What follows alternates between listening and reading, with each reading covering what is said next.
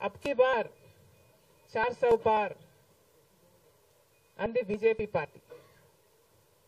అలాంటి పార్టీ కూడా ఈరోజు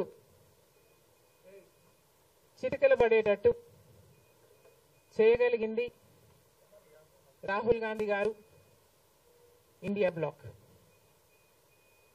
అందుకు గాను దేశ ప్రజలందరూ కూడా రాహుల్ గాంధీ గారిని అభినందించక తప్పదు. బీజేపీ పార్టీ ఒక మతతత్వ పార్టీ అని మతం పేరుతో చిచ్చు పెట్టడం, ఆ మంటలో చలి కాచుకోవడం బీజేపీ చేస్తున్న రాజకీయాలని మణిపూర్ ఘటన ద్వారా రుజువు అయింది. కాబట్టి బీజేపీ చేస్తున్న పొరపాట్లన్నీ ప్రజలు గమనించారు. కాబట్టి ప్రభుత్వానికి చెందిన ఆస్తులైతేనేమి వాళ్ళ బినామీలకు కట్టే ప్రయత్నం చేస్తున్నారు. కాబట్టి ఈరోజు బీజేపీ చేస్తున్న అరాచక పాలన వల్లనే ఈరోజు బీజేపీ పార్టీకి మెజారిటీ తగ్గడానికి కారణం. ఇంకొంచెం ఉంటే ఆల్మోస్ట్ బీజేపీ పార్టీ అసలు ప్రభుత్వమే ఏర్పాటు చేయలేని స్థితికి ఈరోజు బీజేపీ పార్టీ దిగజారిపోయింది. ఇలాంటి ప్రభుత్వం ఎన్ని రోజులు ఉంటుందో చెప్పలేని పరిస్థితి ఈరోజు ఉంది. కేంద్రంలో బీజేపీ పార్టీ అధికారంలో ఉంది అన్న మాటే తప్ప పవర్ మాత్రం ఈరోజు బీజేపీ చేతిలో లేకుండా పోయింది. ఎందుకంటే ఈరోజు బీజేపీ పార్టీ వాళ్ళ స్ట్రెంగ్త్ కోసం ఇతరుల మీద డిపెండ్ అయ్యే పరిస్థితి ఈరోజు బీజేపీ పార్టీకి కల్పించడంలో కాంగ్రెస్ పార్టీ, రాహుల్ గాంధీ గారు, ఇండియా బ్లాక్ సక్సెస్ అయ్యారు. దేశవ్యాప్తంగా ఇది పరిస్థితి అయితే ఇక రాష్ట్రంలో చంద్రబాబు గారు కూటమి, పవన్ కళ్యాణ్ గారు బీజేపీతో కలిసి ఇక్కడ ప్రభుత్వం ఫామ్ చేయడం జరిగింది. ఈసారి జరిగిన ఎన్నికలు రాష్ట్రంలో చాలా విచిత్రంగా, అన్ప్రిడిక్టబుల్ గా, అన్ప్రెసిడెంటెడ్ గా ఈ ఎన్నికలు నిలిచాయి. కారణం ఏమిటి అంటే ప్రజలు చాలా డిసిసివ్ గా ఒక నిర్ణయం తీసుకున్నారు. మాకు మార్పు కావాలి అన్న నిర్ణయం ప్రజలు తీసుకున్నారు. కాబట్టే ఈ ఎన్నికలు ఒకే డిసిషన్ మీద ఆధారపడి జరిగిన ఎన్నికలు. For Jagan, against Jagan. ఒకటే డిసిషన్ గా ఈ ఎన్నికలు నిలిచాయి. For Jagan or against Jagan. Against Jagan అన్న మార్పు కావాలి అన్న ఈ గట్టి డిసిషన్ ప్రజలు తీసుకున్నారు. కాబట్టి ఈరోజు వాళ్ళ ఓటు వేస్ట్ కాకూడదు అన్నట్టుగా చాలా డిసిసివ్ గా they voted with a vengeance for change. ఇది అవునన్నా కాదన్నా ఇది వాస్తవం.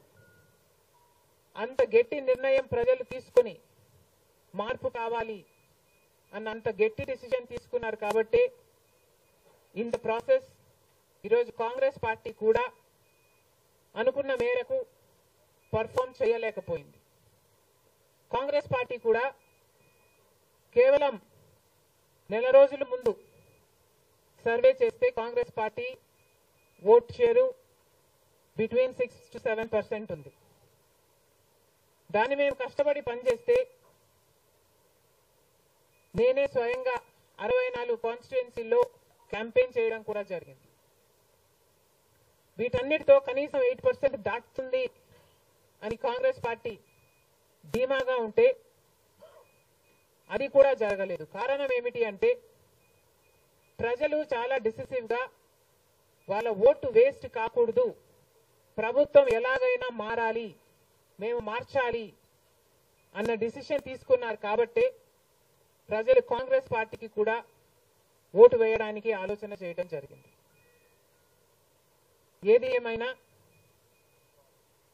కాంగ్రెస్ పార్టీ ప్రజల గుండెల్లో స్థానం సంపాదించుకోవడం మొదలుపెట్టింది. ఇది ఇలాగే అంచెలంచెలుగా పెరుగుతూ పోతుంది. రాహుల్ గాంధీ గారి నాయకత్వంలో మేమందరం కూడా కష్టపడి పనిచేయడానికి సిద్ధంగా ఉన్నాం. అటు కేంద్రంలోనైనా ఇటు రాష్ట్రంలోనైనా కాంగ్రెస్ పార్టీకి మంచి భవిష్యత్తు ఉంటుందని 2029 కల్లా మేము ఒక మంచి పొజిషన్లోకి రాగలమని నమ్మకం మా అందరికీ ఉంది. ఈరోజు చంద్రబాబు గారు ముఖ్యమంత్రి ప్రజల తీర్పును గౌరవిస్తూ ఆయనకు మరొకసారి శుభాకాంక్షలు తెలియజేస్తుంది కాంగ్రెస్ పార్టీ. అలాగే చంద్రబాబు గారికి మరొకసారి గుర్తు చేస్తుంది కాంగ్రెస్ పార్టీ మన రాష్ట్రానికి రావాల్సిన ప్రత్యేక హోదా. ప్రత్యేక హోదా అన్నది ఆంధ్ర రాష్ట్ర ప్రజల ఊపిరి. 10 సంవత్సరాలుగా మోడీ గారు బీజేపీ పార్టీ ప్రత్యేక హోదా విషయంలో ఆంధ్ర రాష్ట్రాన్ని ఆంధ్ర ప్రజలను మోసమే చేశారు. 10 సంవత్సరాల క్రితము ఎలక్షన్లకు ముందు మోడీ గారు వచ్చినప్పుడు 10 సంవత్సరాలు ప్రత్యేక హోదా ఇస్తాము అని తిరుపతిలో మాట ఇవ్వడం జరిగింది మోడీ గారు. అప్పుడు చంద్రబాబు గారు చెప్పిన మాట 10 సంవత్సరాలు సరిపోదు, 15 సంవత్సరాలు కావాలి అన్నారు అదే సభలో. కానీ 10 సంవత్సరాలు గడిచిపోయినా కూడా ఈ రోజు వరకు కూడా బీజేపీ పార్టీ ఆ మాటను నిలబెట్టుకోలేదు.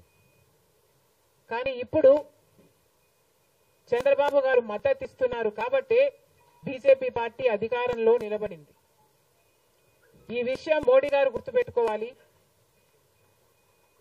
ఎందుకంటే ఈరోజు ఆంధ్ర రాష్ట్ర ప్రజల ఎన్నుకున్న ఎంపీలు కనుక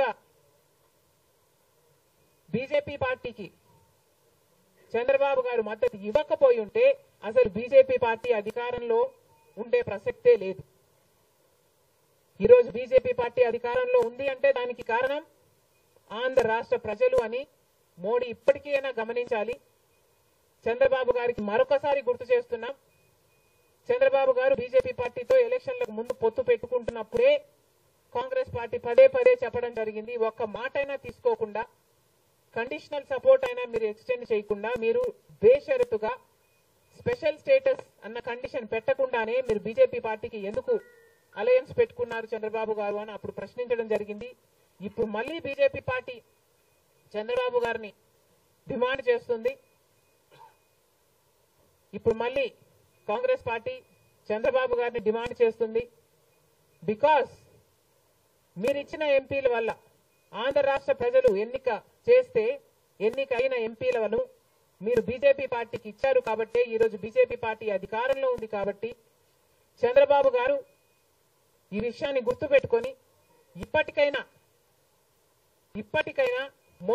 మొండి పట్టైనా సరే స్పెషల్ స్టేటస్ అన్నది ఆంధ్ర రాష్ట్రానికి అవసరం కాబట్టి ఇప్పటికైనా స్పెషల్ స్టేటస్ మీద చంద్రబాబు గారు సీరియస్ గా వర్క్ చేసి ఇది సాధించుకు రావాలి అని కాంగ్రెస్ పార్టీ ఆంధ్ర రాష్ట్ర ప్రజల తరఫున డిమాండ్ చేయడం జరుగుతుంది. ఒక స్పెషల్ స్టేటస్ కాదు, పోలవరం ప్రాజెక్టు కూడా ఉంది. పోలవరం ప్రాజెక్టుకు చంద్రబాబు గారు 2 రోజుల క్రితం వెళ్లడం జరిగింది. నిజానికి పోలవరం ప్రాజెక్టు రాజశేఖర రెడ్డి గారి ఆలోచన. 2004లోనే రాజశేఖర రెడ్డి గారు 10,000 కోట్లతో 20 లక్షల ఎకరాలకు నీళ్లు ఇవ్వాలి అని తలపెట్టిన ప్రాజెక్టు పోలవరం ప్రాజెక్టు. రాజశేఖర రెడ్డి గారి హయాంలోనే కుడి ఎడమ కాలువలు పూర్తి చేయడం జరిగింది.